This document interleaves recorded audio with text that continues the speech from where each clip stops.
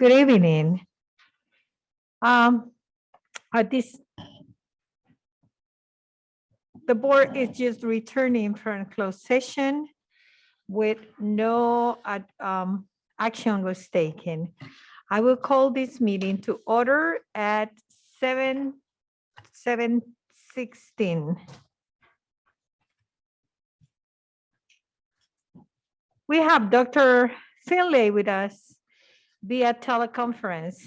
Let the record show that board member Finlay is joining us via teleconference from 1137 Cloud Drive, Westwood, Virginia, 22947. This location is accessible to the public and members of the public wishing to address the board directly from this location will be allowed to do so during the public comment portion of the meeting. Also, since the meeting is being teleconferences, all actions will be taken by a roll call by vote. So roll call of assistance, Mr. Bell. Present. Mrs. Carroll. Here. Dr. Finlay. Present. Mrs. Koo. Here. And Mrs. Diaz, myself here. The two students rep are absent today. I would like to, Dr. Emerson.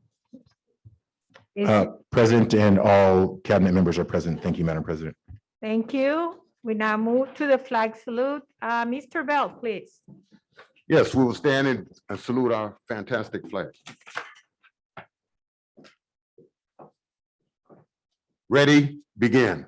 I pledge allegiance to the flag of the United States of America and to the republic for which it stands, one nation, under God, indivisible, with liberty and justice for all.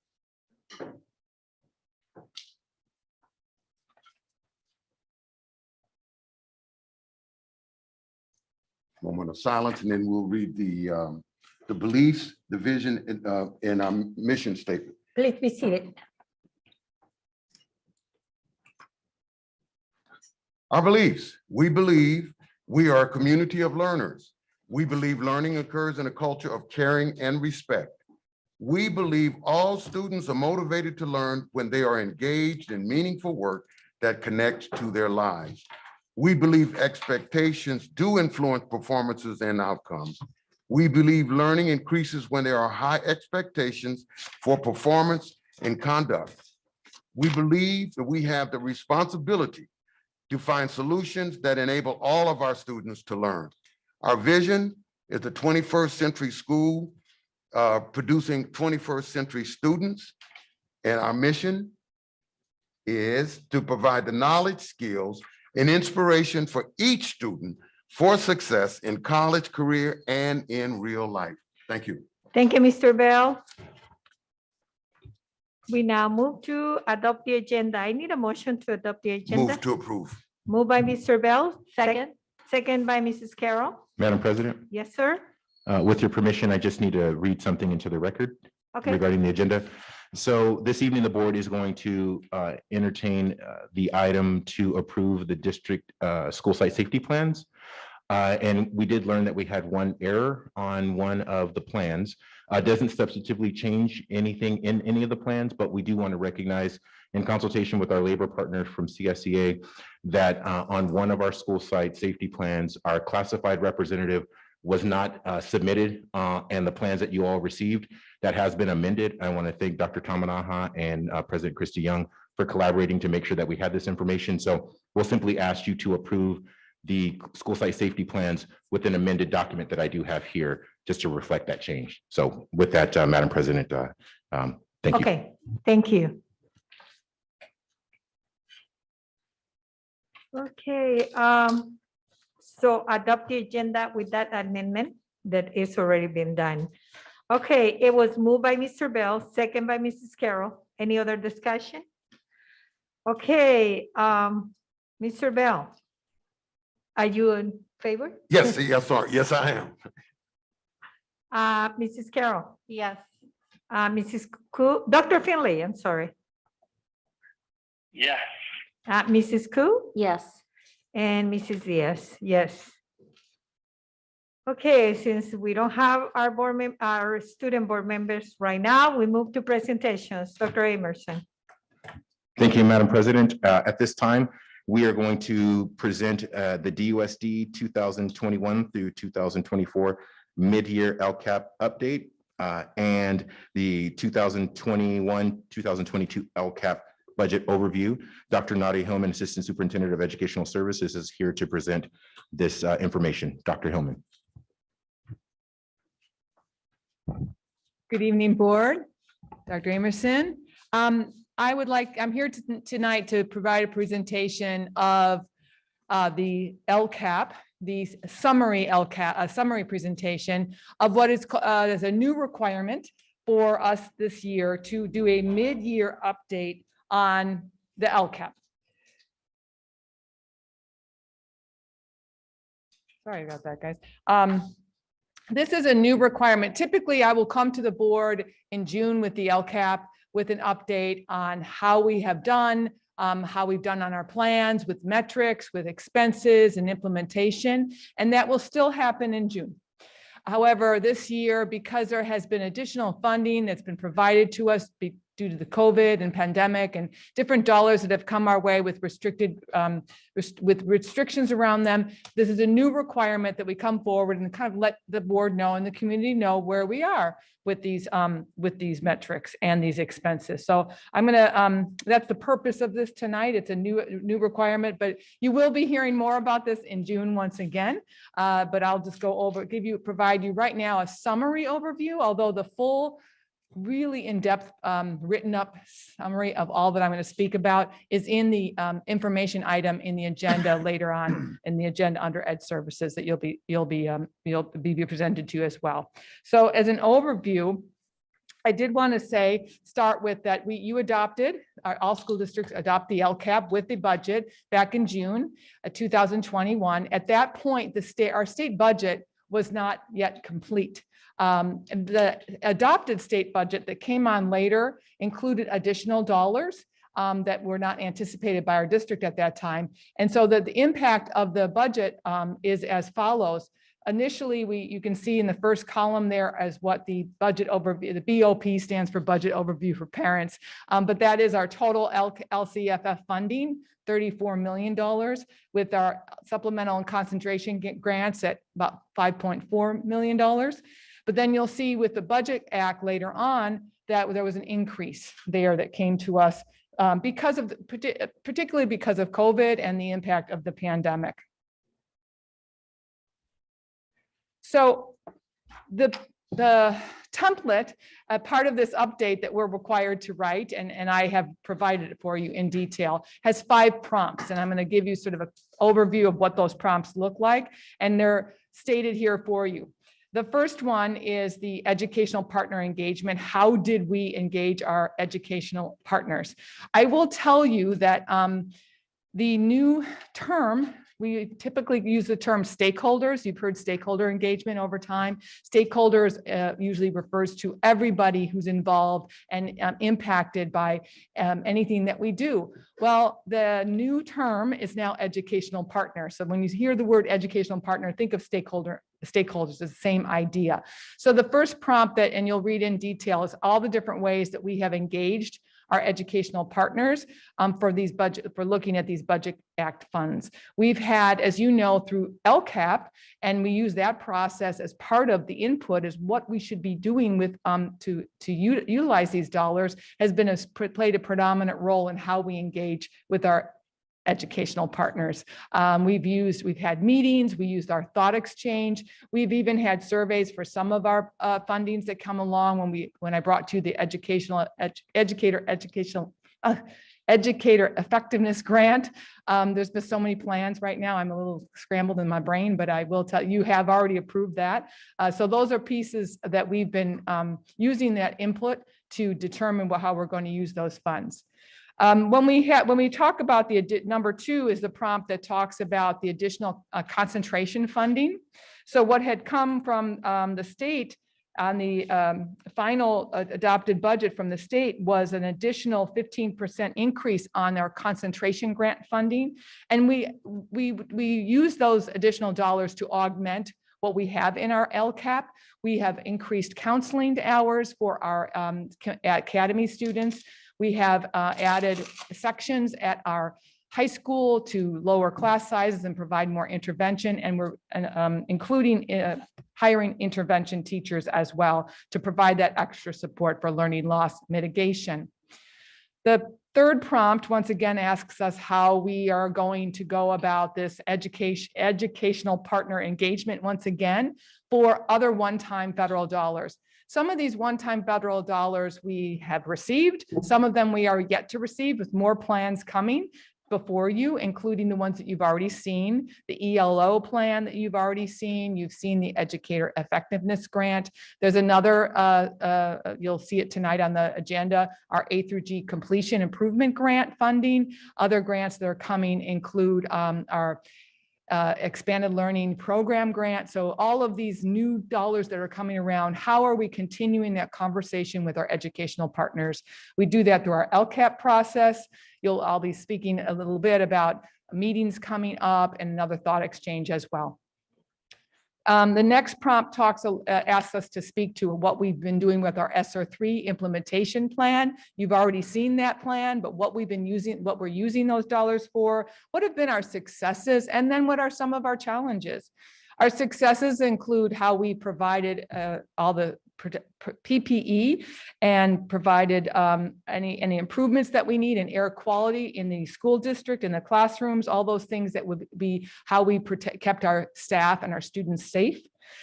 We have expanded our health services and independent study programs and special education services and supplemental funds to provide extra tutoring hours and compensation for employees to provide those extra support.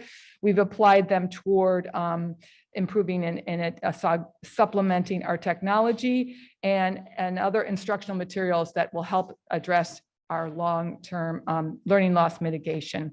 Some of the challenges I will say that and you'll see it in there written in depth about with our implementation of ESSER3 dollars includes some of sometimes finding the candidates to hire.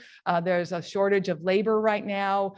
Availability of substitutes is a challenge that we're up against all the time. We've had increased costs in many areas, including transportation. We've had our transportation companies that we've been working with have had their challenges finding appropriate and trained drivers, and some vendor inventory shortages on technology and other resources. So those are just a snippet of some of the challenges we find using those dollars that are really helping our staff, the work that we're doing. And finally, the fifth prompt really asks, how are we using these resources consistent with our LCAP? And I've listed here just for you to think about the Lcap goals that we always keep in mind, because this is really about adding and augmenting the work that we've made a commitment to doing. So in this mid-year point, just a reminder, you did approve a plan in June, and at the beginning of the year, we had a baseline metric on many of our goals. We've had expenditures that we started with, and implementation has started at a midpoint year. At this point in the year, we're kind of halfway there. And at this point, and you'll see it, some of the outcomes are known and some of them are not. And that's why I assure you, you'll be hearing about this again at the end of the year, because we are responsible for using these dollars and accountable for using them for the purpose that they're intended to be used for. And in that way is this year's dollars for these children that we have in our district this year. And so at the end of the year, you'll see, and actually it's written in every single year when we do the update, there is a narrative that really explains if we haven't used all the dollars, why haven't we used the dollars, or if we use them in a different way, or justified that, make sure that we have proper explanation for how we are going to use those dollars to continue the work that's outlined in the LCAP. So I'm going to give you a little snippet of our first goal. As you may remember, our first goal in LCAP is providing equitable access to teaching and learning that improves outcomes for all students and closes the achievement gap. I've given you here some of the metrics that we know at this point in the year. And you'll see the baseline, and we've had some gaps in the baseline because of some of the issues that I'm going to talk about right now. So you'll see we have graduation rate that we can compare. Our baseline was 2020. We do have graduation rate in 2021, and it's broken down by some of our significant subgroups. We also look at our English language arts and math achievement on SBAC. You'll notice there's a gap. We have a baseline from 2019, and then you don't see any, we do have results from 2021. Because of the pandemic, our students did not take the SBAC in 2020. 2021, we just had the aggregate results were just released in the quite recently, and the state kind of warns us to be cognizant about the fact that all of the scores across the state have gone down. Can be attributed to some learning loss. Also, it is attributed to the conditions under which our students were taking these tests. Some of these students were taking them remotely. Some of them were taking in the spring when they came back to school last year. So we're cognizant of that, and we do see a dip, and we'll continue to work on bringing those scores back up now that we have our students being able to apply the different strategies that we have for supporting our students. We have had more dropout rates in that we've had some students who have not completed in time, although we're working on that with providing extra opportunities for them to complete those graduation requirements and not dropping out before they get a diploma. So some of the actions in the LCAP are listed here. And then I listed there what it was originally budgeted, as well as what we reported at first interim for each of these actions. Sort of gives you a kind of a glimpse as to where we are. It's about halfway through the year. Some of the areas where we're not all the way there, we're still working on that. So it's a little too soon to tell, but we do have plans for how we are going to be utilizing those funds for the remainder of the year. Under goal 2, that is, there are other metrics that you didn't see under this one, but the English learner progress and reclassification rate and some of our other assessments and local assessments, we don't have the metrics yet, but they will be reported out at the end of the year. When I move on to goal 2, which is the goal that I will just read it for you briefly, is establishes a school environment which fosters physical and emotional security, encourages community involvement, and promotes inclusive opportunities for student engagement. Some of the metrics that we have are presented to you here. You'll see we have had a decrease in chronic absenteeism, somewhat of an increase in our attendance rate. You will see a dramatic decline in suspension rate during the pandemic. Of course, that was a year that students were not on campus for the most part. And then same with expulsions. There are other metrics that will be forthcoming that are still in progress as well. This is a really I kind of thought this was a very interesting metric that I wanted to share. Our California Healthy Kids Survey, the baseline was from 2018-19, which was our last year kind of pre-COVID. We had the students take the survey again this year in November because we really wanted to see what the difference is. We've talked a lot about social emotional health of our students and how they're faring. Having them back on campus has been a huge goal, and a lot of work has been done about providing them safety and connectedness. And this, I think there's some validation for a lot of the good work that's been happening on our campuses. You can see there's an increase in school connectedness, as well as schools being perceived as very safe or safe at all the grade levels. And then the actions for our LCAP Goal 2 are listed here for you as well, with our first interim checkpoint in terms of expenditures.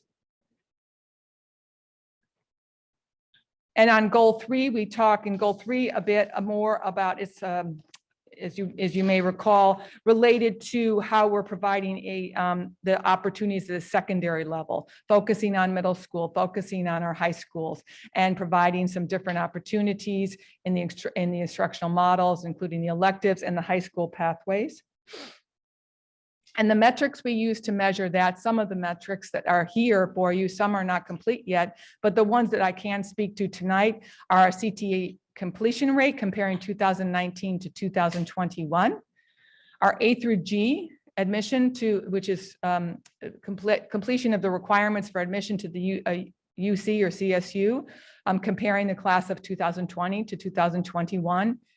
And our early admissions program, which is really an indicator from how students in 11th grade performed on SBAC. You can see that there have been some decline and some increases in some areas as well. So our next steps are, before we get, I mean, there's there's a lot more to this presentation and more detail in the actual item in the agenda, but I did want to bring forward to the community and to the board to let them know we are starting what we like to call our road show, district stakeholder engagement. I'm using the old word here, stakeholder engagement. I should be using educational partner, but that's our road show that we're starting a series of meetings. We're going to be putting this flyer out soon with the dates. We're going to be meeting at each of our sites. Ms. Bell and myself will be doing a presentation, sort of talking a little bit about where we are with the Lcap and where we are with the budget, as well as seeking input from our educational partners for next year's Lcap. Yes, you'll hear about this in June, our new Lcap, but want to say, what is it that we need to be focusing on? What do we need to be working on? Because not only do we look at metrics of how our students are performing, but we also look at all of our educational partners, which are our students, our staff, our families, our parents and guardians, and the community members. And this is a way to reach out and get started with that conversation. And we will be using our thought exchange platform that we've used in the past, and we'll be really asking the question that's right here on the screen. What are some things you think our schools are doing well? And what are some things we can focus on in order to improve? And we'll be launching this next week, sort of in conjunction with our roadshow, and hope that we get lots of responses to help us with our work that way. So that was a very high, sort of quick summary of what's in more detail. I just want to acknowledge all the hard work and dedication of our employees and the support of our families and parents, and really the resilience of our students to continue and to reach for success. At this time, Thank you, Dr. Hellman. Board members? The only thing I wanted to ask is, I would love to get the results of the survey that you're gonna, extend to the community. It'd be great to hear what they respond, how they respond. That will be part of my Lcap update again when I come back in the spring. Thank you. Absolutely. Thank you. I was going to say too, I really love the idea of the road shows going back out again, because we did that a couple years back and it was so informative. And I learned, for myself too, learned so much in how the budget and how where all the money, the concentration, it really does educate you to knowing how the money is spent in the district, which I'm glad we're doing that again. I want to go to several of them if I can. But I was going to ask you about the A to G category. I don't know if we went back, it looked like we went down a little bit on that. Can you explain that a little bit? Why maybe? Yeah, so it's interesting that and it's, yes, I can. And I would like to connect it to an item that you'll see later on, which is a plan for the A through G improvement grant. Our A through G rate did decline, and we're working with the high school to look at what's the root cause of that.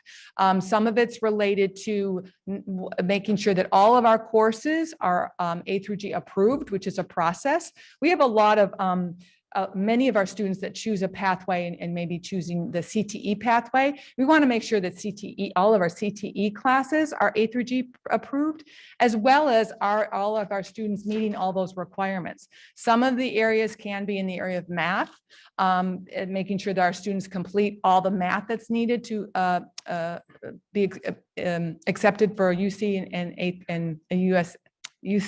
UC and CSU. So those are the areas that we're still working on and looking at. We know we've had some loss over the last couple of years. We also, because of a decline in enrollment, our master schedule has compressed. So there's been different, trying to make sure that their offerings are robust and will be meet the needs of our students for that rate. Thank you for that. Thank you. Any other question or comment? No. Oh, go ahead, Doctor. Just a quick question for Dr. Hellman. Thank you for putting together this presentation. I just had a quick question about the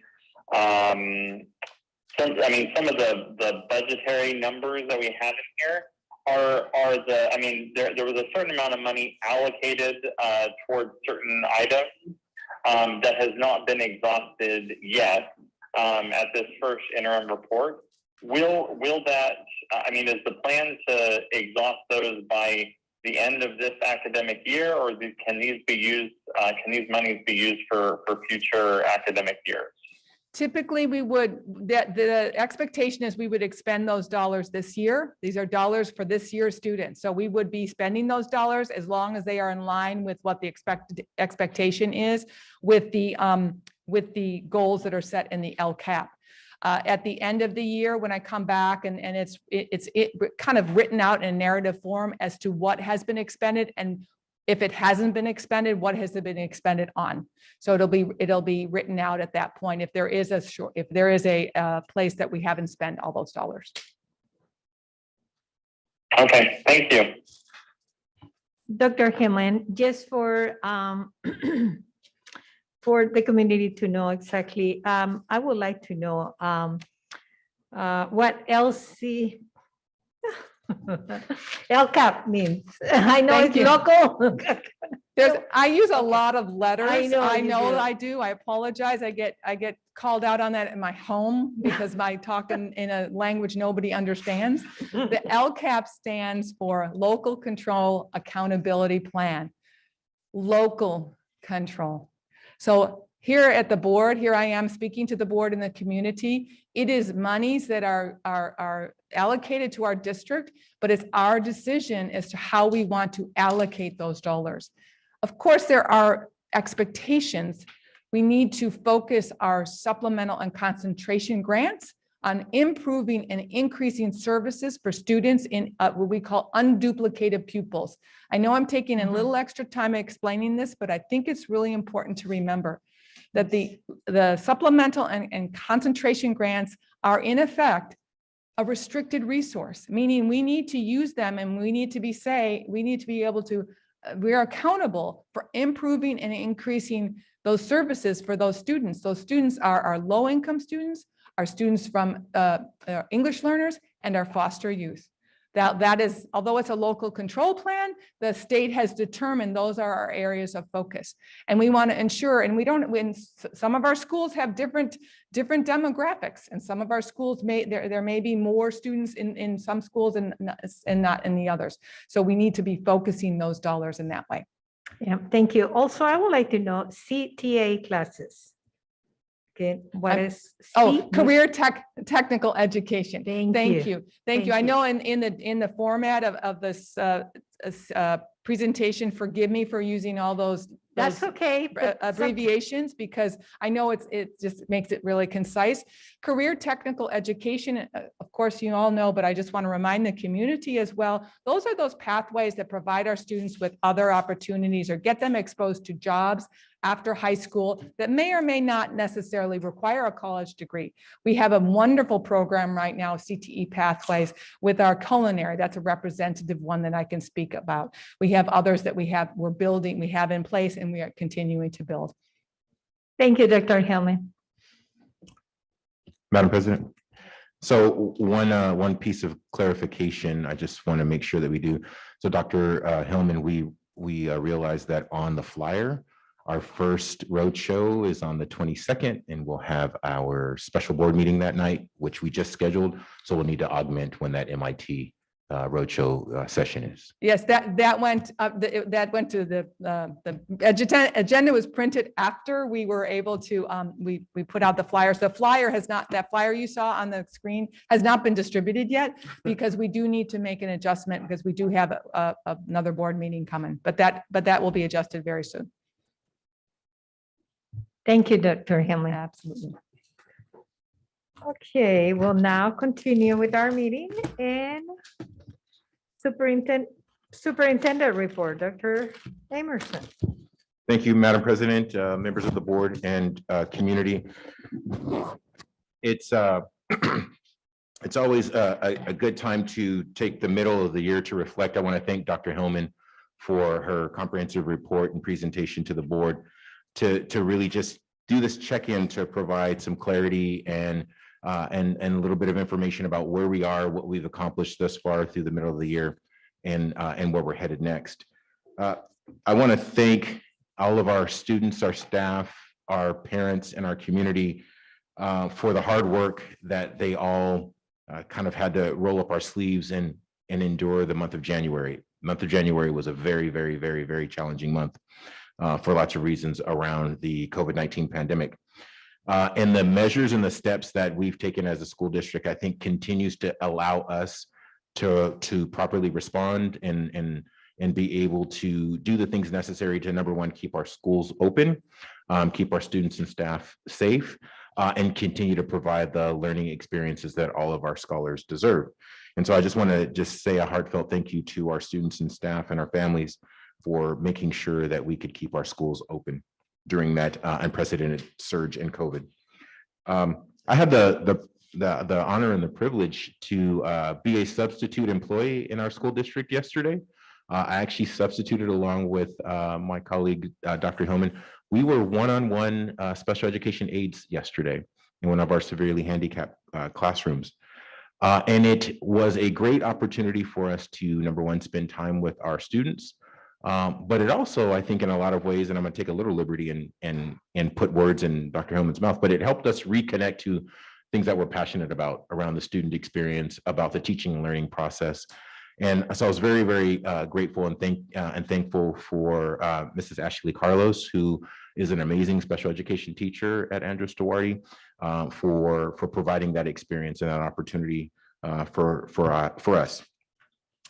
I wanted to share just a quick update for the community on where we are with respect to the consolidation project that's happening at Andrews Duarte in the district. And there have been some additional meetings that have been scheduled for the community and our board to provide us with a next steps and kind of a roadmap for moving forward. So on February the 17th, we are going to have a study session. And during that study session, staff will present a series of options and a series of potential maps that the board can consider for adoption, for going from having 5 K6/K8 school district boundaries and reducing that down to 4, and then making recommendations for where the students that are currently assigned to Andrews Duarte, where they would be reassigned as their next school of attendance. So during that during that study session, we'll work with legal counsel, as well as our consultant, as well as superintendent and staff, to facilitate the discussion and that conversation with the board, take feedback, take recommendations, and then it is our intention to come back on February the 22nd and recommend an actual map for the board's adoption. That will allow us to make that decision and that determination in the month of February, which then allows us to work with families on kindergarten registration, allows us to work with families on intra-district transfer window, and to provide the necessary transitionary process and transitionary information that we know so many of our families are really, really concerned about right now. So that's going to be a major focus for us over the next few weeks. I want to invite the community and invite our families to be a part of that discussion, to hear what the board is considering and the options that we're presenting. And then we look forward to moving forward with a recommendation after the board's had a chance to have that discussion and that deliberative process. So with that, that's the conclusion of my report. Thank you, Madam President. Thank you, Dr. Emerson. We now move to request to address the board. Dr. Finlay, do you have any members of the public at the remote location that you would like to address the day that would like to address the board? There are no members of the public here to address the board. Thank you.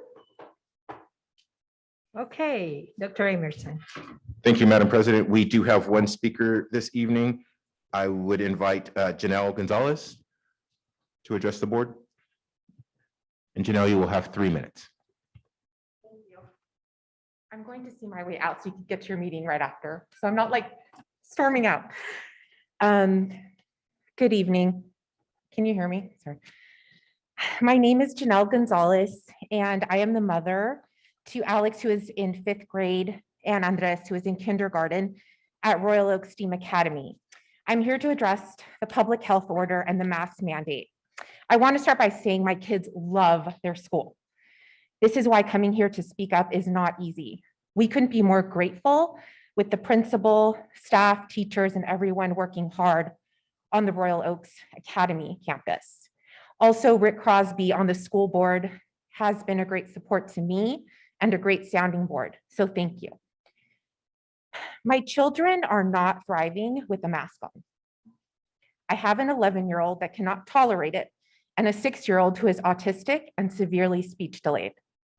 He can't read people's lips or facial expressions with masks on, which is severely impacting his development. If he had the words, he would try and speak up, but he can't, so I have to do it for him, and that's why I'm here.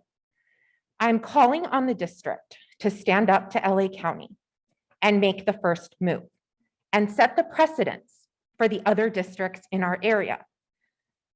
Be the brave ones and be bold enough to say enough. We've complied for 2 years, but now we need to start getting our students back to normalcy. We need to start leaving it up to parents to decide what is best for their families. The state of emergency is over. We have seen our leaders who imposed these very mandates break them time and time again. I am tired of hearing from everyone that your hands are tied. They were never tied. You allowed LA County to control you. A mandate is not a law. You've told me that you are liable if you do not impose these mandates. But you are also liable if my 11-year-old loses consciousness from running with a mask on outside. This happened to us 2 weeks ago when I got a call from the nurse's office and I had to pick him up from school. We can't live like this anymore. We have suffered enough, and so have many other kids. Merely giving parents the choice will not mean all parents will send their kids without masks. If you haven't noticed, the culture around Doherty is one of extreme fear. 80% of the parents will continue to send their kids with masks on. It will only be a small percentage, like myself, that will not. Therefore, there's no way you will lose your funding or schools will be shut down. I do believe that you have more power than you think. You could make your city and students so proud and do the right thing. So it's your move now. Don't be on the losing side of history. Show LA County that you can do this safely and effectively. I believe your friends in neighboring districts will follow the leaders here, which could be you. So please allow mass choice for Doherty USD families. Thank you.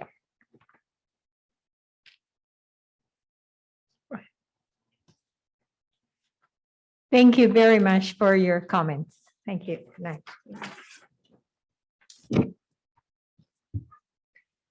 We now move to general functions. Approve the minutes of regular meeting of January 2022.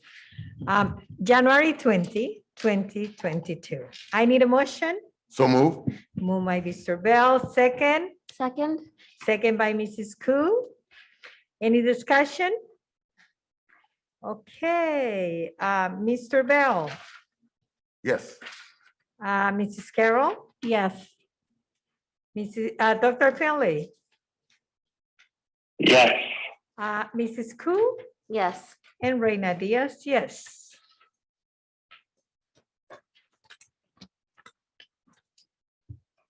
The next item of business is the adoption of consent calendar. Does anyone want to remove any item for separate discussion or action? Seeing none, then we need a motion to approve the minutes. A motion to approve the minutes. Moved by, Madam I'm sorry. President, just clarify consent calendar. Consent calendar. right. I'm sorry. Yeah, thank you. I'm reading minutes. I don't know where. Okay. Approve the consent calendar. I'm sorry. Okay, it was moved by Mr. Bell. Second. Second by Mrs. Carroll.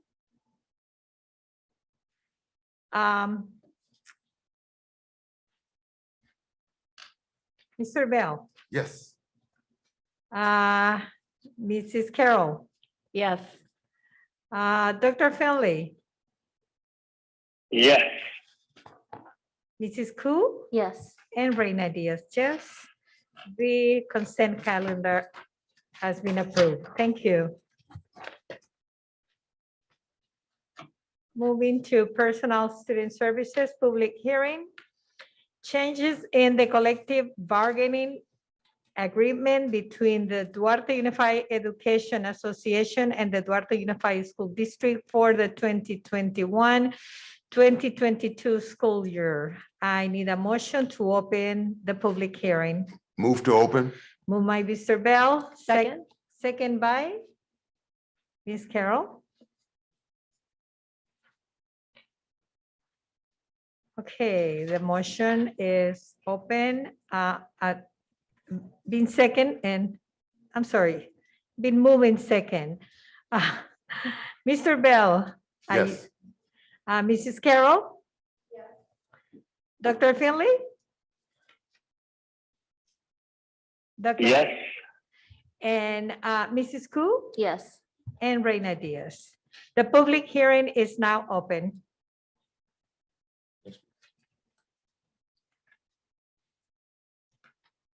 Since I don't see anyone approaching the microphone, do I have a motion to close the public? Motion to Hearing. close. Moved by Mr. Bell, second by Second. Mrs. Koo. Okay, Mr. Bell, Yes. Mrs. Carroll. Yes. Dr. Finley,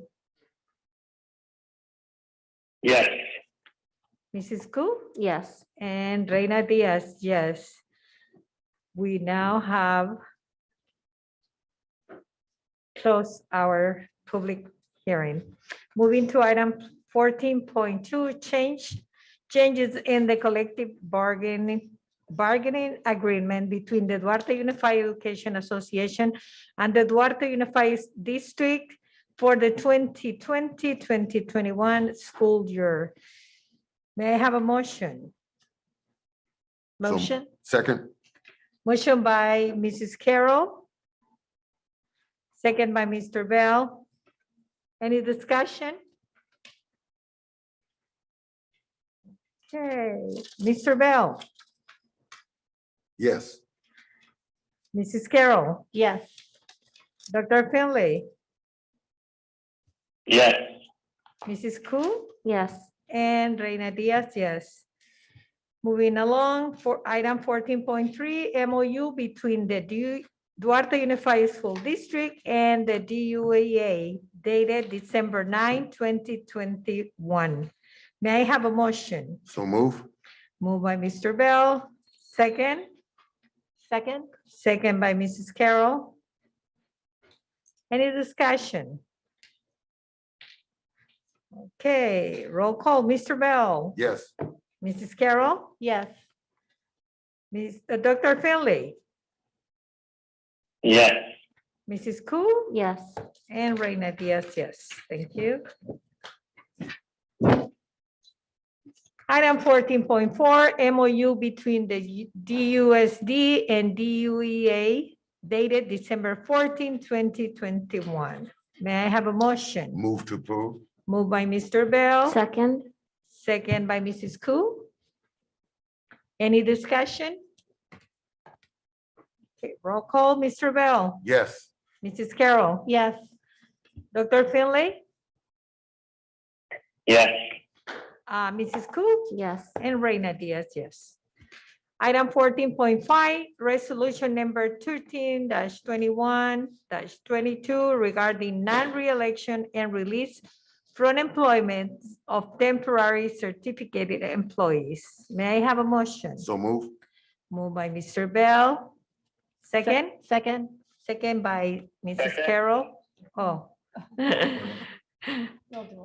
Any discussion or any question?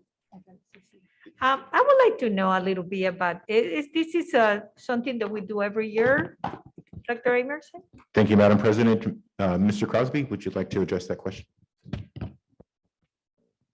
Yes, ma'am. Yes, Madam President. This is a routine item that we have to do every year before any type, our temporary teachers are on a year-to-year contract. And we anticipate some reduction in staff. Before we could do any reduction in staff, we have to release our temporary teachers prior. So this is the step that we do that. I'll be meeting with each of these temporary teachers. And now our temporary teachers are teachers teaching our classes, but we have other teachers that are outside the classroom. So we have to hold their spots. So we are allowed to hire a year-to-year teacher to be in the spot when someone's not outside the classroom to hold, like our teacher and learning coaches that are outside the classroom. We have to hold their I spots. see. Okay, thank you. Or Thank you. someone was out on any kind of leave, like injury or illness leave, then we would have someone in their spot for them as well. I see. Okay, thank you, Mr. Crosby. Okay, roll call. Mr. Bell. Yes. Mrs. Carroll. Yes. Dr. Finley. Yes. Mrs. Koo. Yes. And Diaz, Reina Diaz, yes. Item 14.6, 2022-2023 Comprehensive School Safety Plan. May I have a motion? Move to approve. Moved by Mr. Bell, Second. second by Mrs. Carroll. Oh, cool, Mrs. Cool. Thank you. Any discussion? No discussion. No. These plans are kept in the district office. We can just read them anytime we get in the chance. Yes, that's correct. So we do have the plans available. Also, the board gets the comprehensive plan, and the community also has access to a redacted plan, but the board has direct access to the comprehensive plan. Thank you. Thank you. Thank you. Mr. Bell, And oh, Dr. go ahead, Oh, sorry. go ahead. I was just going to ask, Madam President, Dr. Emerson, would you mind just briefly explaining the reason why the redacted form is made to the community and not the completed form? Yes, thank you, Board Member Finley.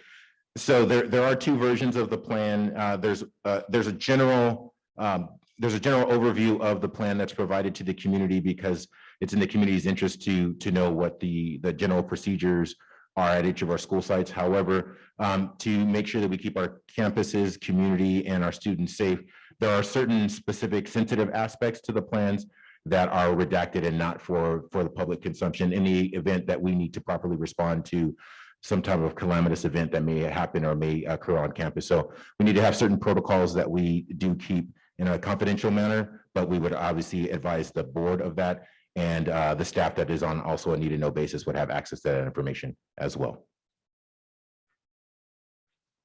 Great, thank you very much, Dr. Emerson. Okay, any other question or comments? Mr. Bell? No, yes. Okay, go ahead. I didn't mean no. Oh, you No mean- question. I was just reading. Yes. The answer is yes.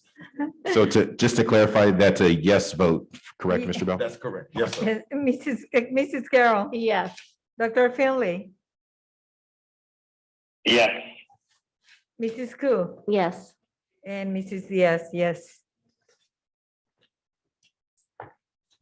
Moving to item 15.1, educational services, Duarte Unified School District designate to Citrus Colors Regional Consortium. I'm so sorry. Tonight I'm not doing my best. Okay, I need a motion to approve. Motion to approve. Citrus. Okay, motion by Mrs. Carroll,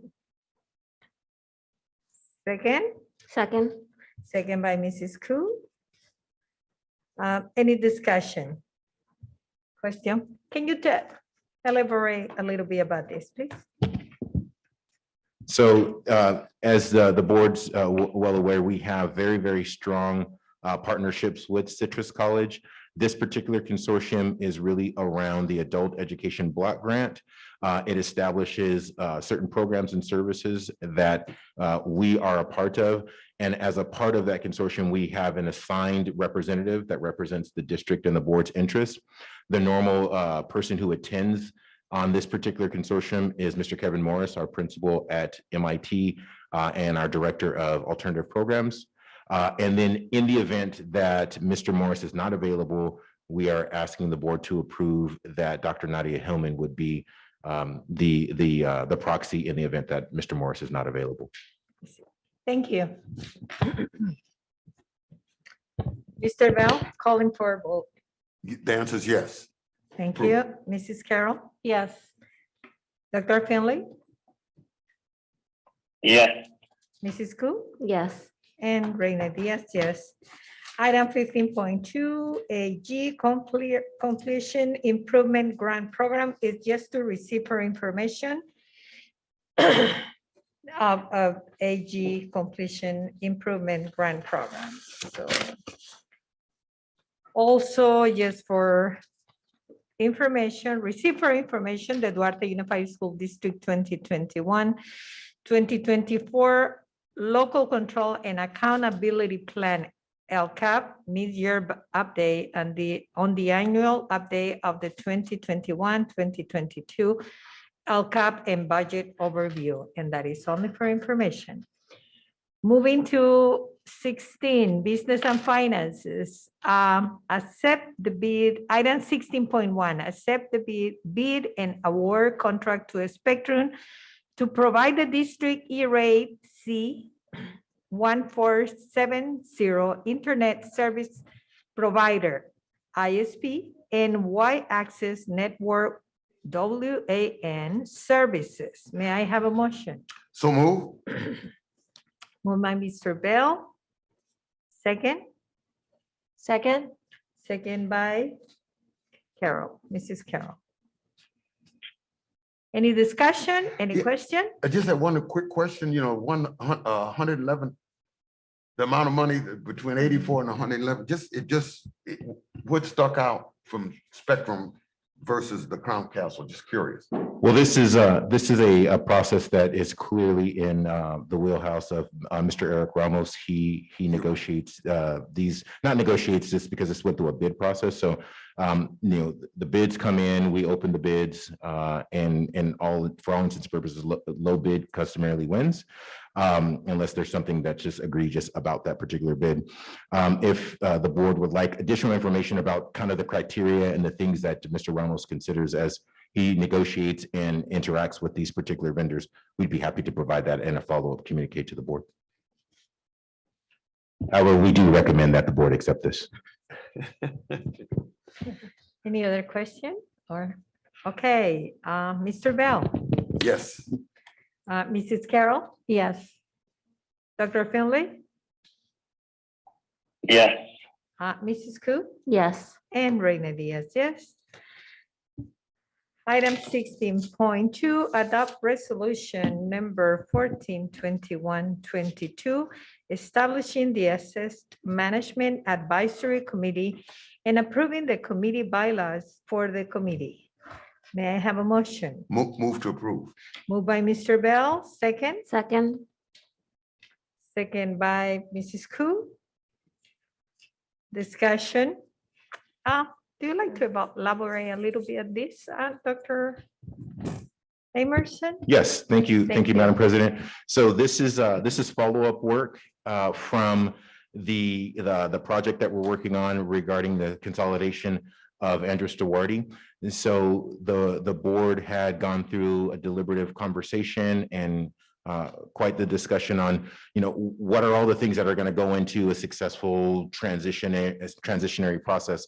And so one of the things that we had as a recommendation from legal counsel and Serene Abrahamian from Orbach, Huff Henderson is here this evening to field any questions in the event that the board does have any questions. But one of the recommendations was to form a 7-Eleven type committee. That was something that the board was interested in. And so we worked with Serene and her office to draft the bylaws that you see in front of you this evening. This will allow us, with the board's permission, this will allow us to then engage with the community to solicit applications for people who would want to participate in this process, in hopes of going through a very public, very transparent process to determine what are the options and the opportunities that the board could consider with respect to the disposition of that property. And so this moves us forward in the comprehensive approach that we're taking to this particular project. And I am very hopeful that the board accepts the recommendation. Thank you. Thank you.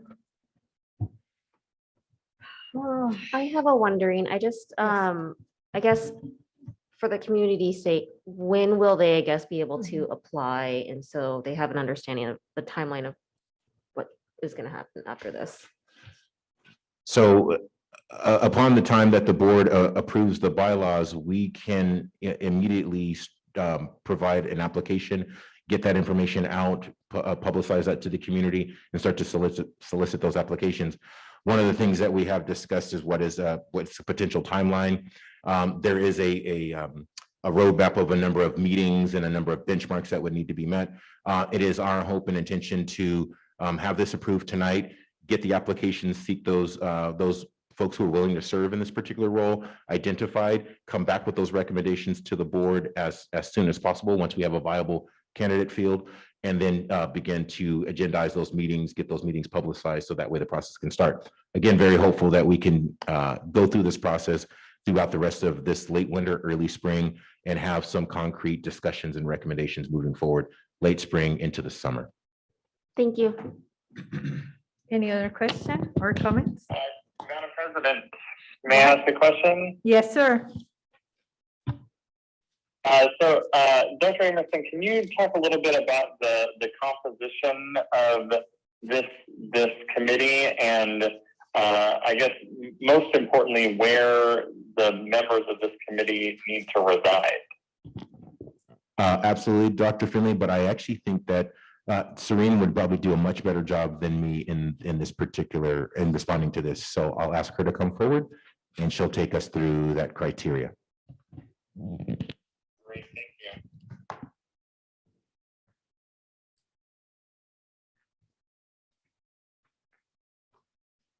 thank you.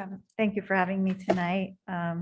Dr. Finley, to your question, with regard to what the education code requires as far as community groups that are to be represented on the committee, pursuant to Education Code Section 17389, members shall be representative of each of the following. And I'm gonna read them off just because I want to be precise about it. Ethnic, age group, and socioeconomic composition of the district. So that's A. B, the business community such as store owners, managers, or supervisors. C, landowners or renters, with preference to be given to the representatives of neighborhood associations. D, teachers. E, administrators. F, parents of students. And G, persons with expertise in environmental impact, legal contracts, building codes, and land use planning, including but not limited to knowledge of the zoning and other land use restrictions of the cities or cities and counties in which surplus space and real property is located. And this list can be found, so of course it's in the education code that I referenced, but also in the bylaws on page 5, section 6, specifically 6.2. And then as far as the requirements for membership, so to be eligible, members must be at least 18 years of age and must reside within district boundaries. And that's also within section 6, section 6.1 and section 6.3. I hope that answers your question, Dr. Finley. Yes, that's perfect. Thank you. Thank you, Serene. Okay, I will ask for your vote. Mr. Bell, Yes. Mrs. Carroll, Yes. Dr. Finlay, Yes. Mrs. Koo, Yes. and Reina Diaz, yes. At this time, we will move to non-agenda items by board members and superintendent. So, Mr. Bell. Well, again, thank you for a well-presided meeting. Raina, I appreciate it. Yeah, I went to a funeral service for one of the young ladies who was really loved in our school district, Gabby Duenas. Place was full at the Catholic Church right there in Monrovia, and you could just feel. I mean, I had known that a lot of people talked about her, and they had strong feelings about her, and you could just feel it throughout the whole service. But the place was very full, and I was really happy. I saw Rick and I believe it was, I can't think of the other young lady, but she was also there from school district. I think she's The principal, Aaron Fish. right, Aaron Fish. And so again, it was just great. It was a great feeling. It was a community feeling. I just wanted to kind of close in her honor tonight. She was just really a sweet young lady, and a lot of people had a lot of strong feelings about her. So we lost a good one. Just want to say happy Valentine's Day. We all need love. Everybody take care of somebody, but it's just happy Valentine's Day to all of us. And thank you. That's all I have, Madam President. Thank you, Mr. Bell. Mrs. Koo? Oh, I wasn't expecting that. I got in that line. I don't have much to say. I just want to again thank everyone for their hard work and a lot of insight that everyone gives in helping us make these decisions. I know, again, we do them really quickly, but there's a lot of discussion that goes into it. So I just wanted to appreciate you all for preparing us the best to your ability. So thanks.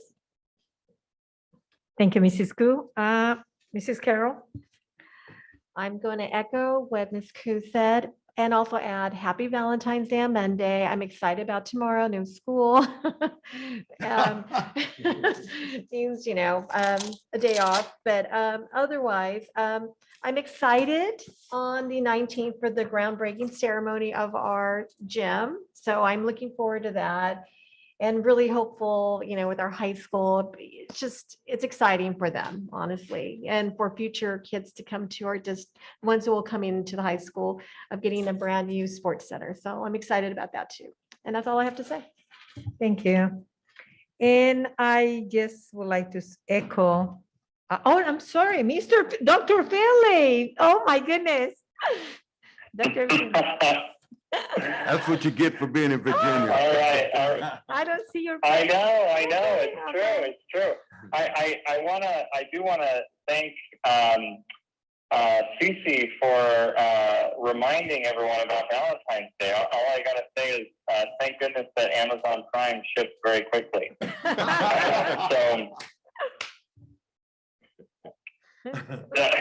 Hopefully Megan isn't tuned into this one. Anyway, I wanted to just give a special thanks to all of our, I believe Dr. Hillman said educational partners is the new term these days, for everybody's efforts in getting us through a really pretty rough, last 6 or so weeks with the Omicron variant spread and everything going on. I know that there were a lot of students that were out. There were family members that had to be attended to, and there were a lot of extra efforts that went on after the bell for everybody. So I want to just express gratitude for keeping the train on the tracks and really everyone doing their very best. And I wanted to also just share just kind of a thought I had this week. There is a podcast that I listen to pretty regularly called Freakonomics, and they always sign off on that podcast saying to take care of yourself, and if you can, somebody else. And I really feel like that is something that exemplifies the DUSB community. There's people that are not only taking care of themselves, but are also taking care of others. And I really want to give a big virtual pat on the back to all those individuals. And don't ever underestimate the power that you have of really changing the trajectory of somebody's day by just a simple text, phone call, smile, pleasant comment, anything like that can really make a big difference. And so I've seen that over, for myself over the last couple of weeks, and I've seen it in the lives of my own kids through interactions that they've had with adults on campus. And so it's made a big difference, and I would just encourage everyone to keep doing that, and kudos to those that have done that. And happy Valentine's Day on Monday, and I'm really jazzed about the groundbreaking ceremony as well in just a little bit. So thank you. Thank you, Dr. Finley. For me, I echo all my colleagues' comments. It is just a huge responsibility to come to a board meeting and be prepared to say yes, yes, no, or ask some questions. But we do receive a lot of information prior of, not just prior, but some like about 5 days before the board meeting. But it takes hours and hours of work from everyone to give that information to us and be prepared to represent the community. So I thank you, all of you, and always to Mercedes too for your help. I don't know what I'd do without you. We wouldn't know what to do Oh, without she her. does. So, I mean, I call her for everything, and I know Dr. Emerson is busy, and I ask her some things. If she say, Reina, you need to ask him that, then okay, let me talk to him. So, but thank you to all of you to make possible for us to come in and make the best decisions that we can. With that, I will ask Dr. Emerson. Thank you, Madam President. I want to just conclude this evening by thanking the board for kind of your steadfast commitment to the direction that we need to go, the work that we need to do. It's very, very invigorating to have the support of being able to move in a direction that we all commonly have understood, and we've grown and learned together. And I think we're doing very, very good work. And so I just want to thank you all for that.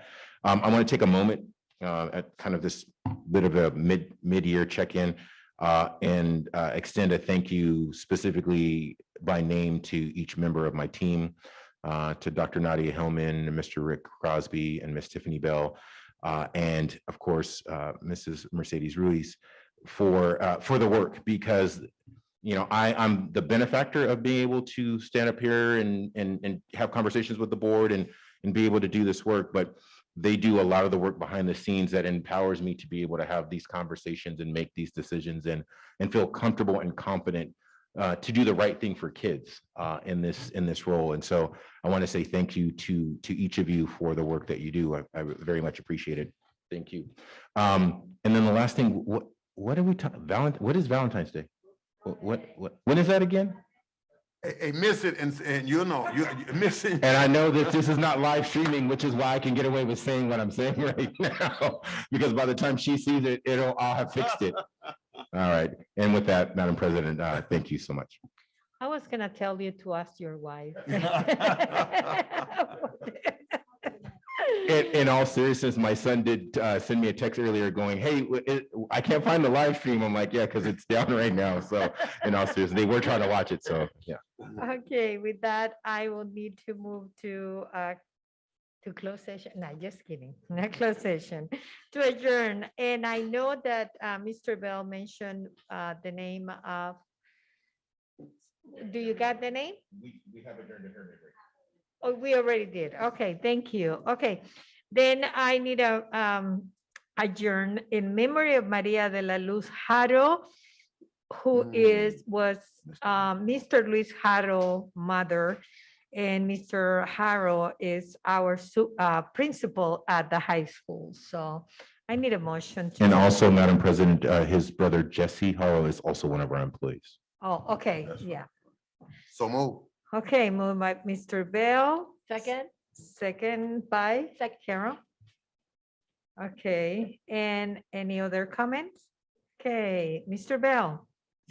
Oh, yes. Mrs. Carroll, yes. Dr. Finley, Yes. and Mrs. Koo, Yeah. and myself, Reina Diaz. Yes, thank you, all of you. This meeting is adjourned. Thank you.